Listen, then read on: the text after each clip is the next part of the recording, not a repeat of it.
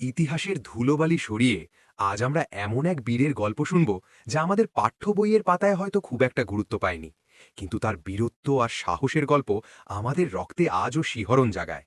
আজ থেকে প্রায় ১৭০ বছর আগের কথা, যখন ভারতবর্ষের আকাশ ছিল পরাধীনতার কালো মেঘে ঢাকা। ব্রিটিশ ইস্ট ইন্ডিয়া কোম্পানির শৃঙ্খলে তখন চারদিকে হাহাকার। ঠিক সেই সময়ে বাংলার পূব আকাশে এক নতুন সূর্য উদিত হয়েছিল।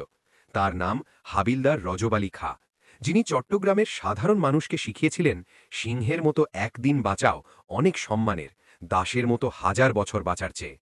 চট্টগ্রামের বুক থেকে যিনি ব্রিটিশদের ইউনিয়ন জ্যাক উপড়ে ফেলেছিলেন চিরতরের জন্য। চলুন ফিরে যাওয়া যাক ১৮৫৭ সালের সেই রক্তঝরা দিনগুলোতে। জানব এক অকুতভয় হাবিলদারের বীরত্ব গাথা, জন্ম ও শৈশবের রহস্য। হাবিলদার রজব আলী খাঁয়ের জন্ম ইতিহাস নিয়ে ইতিহাসবিদদের মাঝে নানা মতভেদ আছে, কিন্তু লোকগাথা আর স্থানীয় ঐতিহ্য অনুসারে তার শেকড় ছিল চট্টগ্রামের এই লোনা মাটিতেই। অধিকাংশ ঐতিহাসিকের মতে বঙ্গোপসাগরের উত্তাল ঢেউ ঘেরা সন্দ্বীপ ছিল তার জন্মভূমি। আবার কেউ কেউ বলেন তার আদি নিবাস ছিল দক্ষিণ চট্টগ্রামের পটিয়া অথবা লোহাগাড়ার চক্রশালা এলাকায়। সেই সময়টা ছিল ব্রিটিশ শাসনের চরম শোষণের যুগ।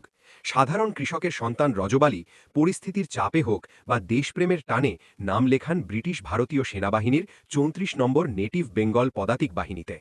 তার শারীরিক গঠন, সাহসিকতা আর বুদ্ধিমত্তা তাকে সাধারণ সিপাহী থেকে দ্রুত হাবিলদার পদে উন্নীত করে। ব্রিটিশ কর্মকর্তারাও তার সামরিক দক্ষতায় মুগ্ধ ছিলেন, কিন্তু তারা জানতেন না এই অনুগত সেনার বুকের ভেতরেই জ্বলছে পরাধীনতার শৃঙ্খল ভাঙার আগুন। ১৮৫৭ সাল, ব্যারাকপুরে মঙ্গল পাণ্ডের কার্তুজ বিদ্রোহের খবর দাবানলের মতো ছড়িয়ে পড়েছে সারা ভারতবর্ষে। দিল্লির বাহাদুর শাহ জাফরকে হিন্দুস্থানের সম্রাট ঘোষণা করা হয়েছে। এই উত্তাপ এসে পৌঁছল চট্টগ্রামের পাহাড়তলি সেনাবাসীও। হাবিলদার রজব আলী তার বাহিনীর ওপর ব্রিটিশদের বৈষম্যমূলক আচরণ খুব কাছ থেকে দেখছিলেন। বিদ্রোহের বারুদ তখন প্রস্তুত, শুধু দরকার একটি আগুনের ফুলকি। রজব আলী গোপনে তার বিশ্বস্ত সিপাহীদের নিয়ে বৈঠক করতে লাগলেন। তিনি বুঝতে পারলেন সময় এসে গেছে। কেবল সেনাবাহিনীতে বন্দী থেকে নয়, দেশমাতৃকাকে মুক্ত করতে হলে অস্ত্র হাতে তুলতেই হবে। ১৮ই নভেম্বরের সেই রাত ছিল থমথমে। পাহাড়তলির আকাশ ছিল মেঘাচ্ছন্ন, যেন কোনো এক মহাপ্রলয়ের অপেক্ষায়। ১৮ই নভেম্বর, চট্টগ্রামের বিজয়। রাত তখন প্রায় ১১টা। হঠাৎ নিস্তব্ধতা ভেঙে গর্জে উঠল পাহাড়তলি। হাবিলদার রজব আলীর নেতৃত্বে সিপাহীরা দিন দিন স্লোগান দিয়ে বেরিয়ে এলেন। তাদের প্রথম আঘাত ছিল ব্রিটিশদের বন্দিশালায়। জেলখানা ভেঙে তারা মুক্ত করে দিলেন শত শত স্বাধীনতা সংগ্রামী কয়েদিকে। এরপর শুরু হল মূল অভিযান। বিদ্রোহীরা দ্রুত দখল করে নিলেন সরকারি কোষাগার এবং বিশাল অস্ত্রাগার। ব্রিটিশ কর্মকর্তারা তখন গভীর ঘুমে মগ্ন। যখন তারা বুঝতে পারলেন পরিস্থিতি তাদের হাতের বাইরে, তখন প্রাণ বাঁচাতে তারা দিকবিদিক জ্ঞানশূন্য হয়ে পালালেন। ম্যাজিস্ট্রেট এবং কালেক্টররা সপরিবারে শহরের মায়া ছেড়ে বঙ্গোপসাগরে নোঙর করা জাহাজে আশ্রয় নিলেন। টানা ৩০ ঘণ্টা, ইতিহাসের পাতায় এটি স্বর্ণাক্ষরে লেখা থাকবে। পুরো ৩০ ঘণ্টা চট্টগ্রাম ছিল ব্রিটিশ মুক্ত এক স্বাধীন ভূখণ্ড। আর এই বিজয়ের মহানায়ক ছিলেন হাবিলদার রজব আলী খাঁ।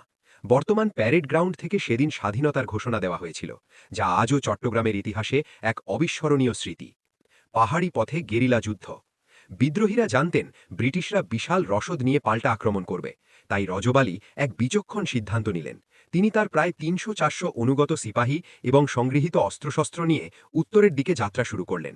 তাদের লক্ষ্য ছিল দুর্গম পাহাড়ি পথ পাড়ি দিয়ে ঢাকায় পৌঁছনো এবং সেখান থেকে কেন্দ্রীয় বিদ্রোহীদের সাথে যোগ দেওয়া।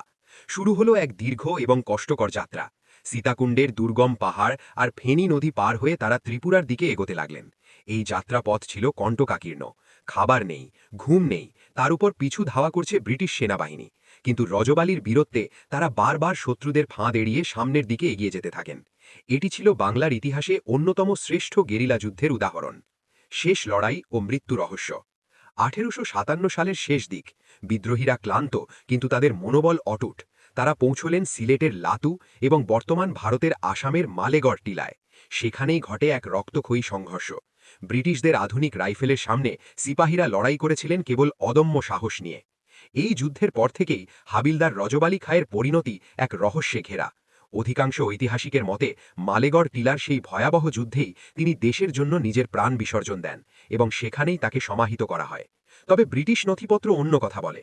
তাদের মতে যুদ্ধের পর তিনি তার অবশিষ্ট কয়েকজন সঙ্গী নিয়ে মণিপুরের গহীন অরণ্যে অদৃশ্য হয়ে যান।